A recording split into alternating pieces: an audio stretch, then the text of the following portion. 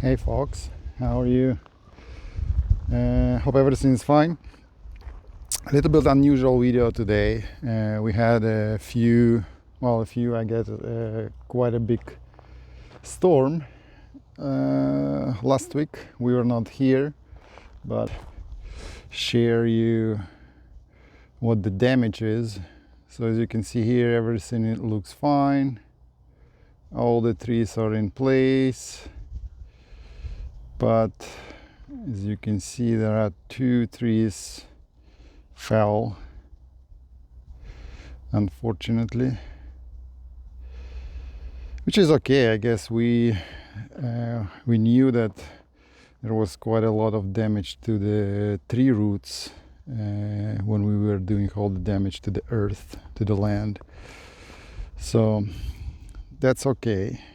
It's good that other trees are intact so far, so that's a good thing. So the wind was quite heavy. As you can see, there is 6 sheets of insulation.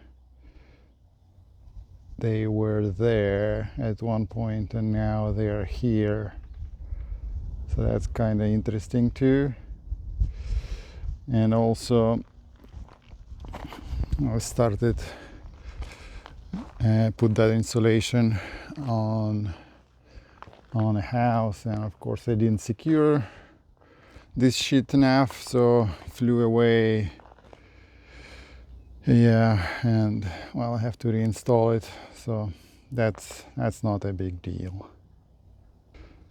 What also interesting, if you remember, we had a shed right here. As you can see, there is anchors in place, right? But it is over here now. Again, it's all because of the wind. Unbelievable. I don't even know how it happened. I do have a picture with all the stuff in that place and the shed in there. So I'm not sure how that happened, but seems like the wind was quite heavy, I guess, or quite strong, huh? Yeah, so we had a very strong wind. That's not it for that area though. If we go this way,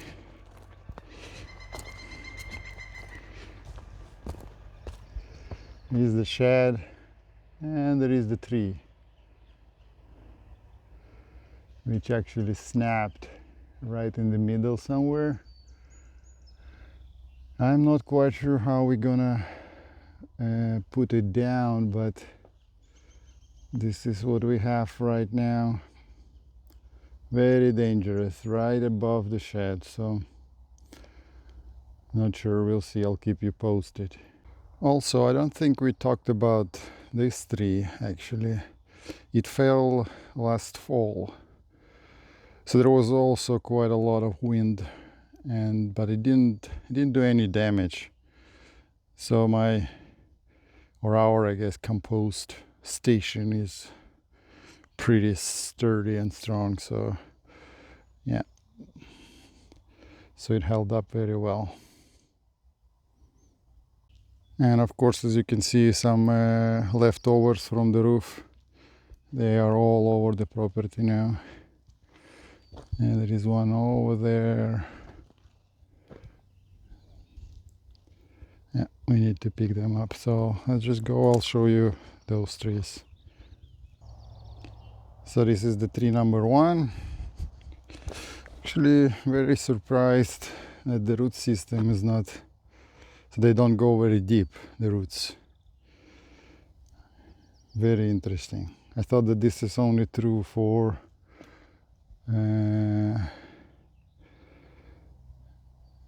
spurs, I guess, for pines and stuff like that, for evergreens, but apparently it's also true for, well, at least for those maples. So let's just go for to look at another one. So that was just a group of maples. For small ones, not really big ones, but still so many trees, but not that many roots that go deep. So all of them are basically on the surface. So yeah, it's a bit sad, but we kind of knew that's gonna happen. We just didn't know when. Maybe we hope that this was a good test for all the trees we have, but maybe not so much because they didn't have any leaves on yet. With the leaves, the survival would be the survival rate would be even less, right? So we'll see. Maybe next fall will be another check when we're gonna have maybe some strongings as well. So we'll see. Meanwhile, I don't really worry too much about these two trees, but I do about the one that is above the shed. So we'll see how we're gonna put it down for now. Okay, so we decided to actually call for help, and our neighbor happened to be a professional logger. So thanks a lot to him and to his friend that helped us out. Also, as a precaution, we moved our shed out of the way just in case. Actually, it wasn't really necessary, it seems like, but again, because they were professionals, but we still did it, and that's how it went.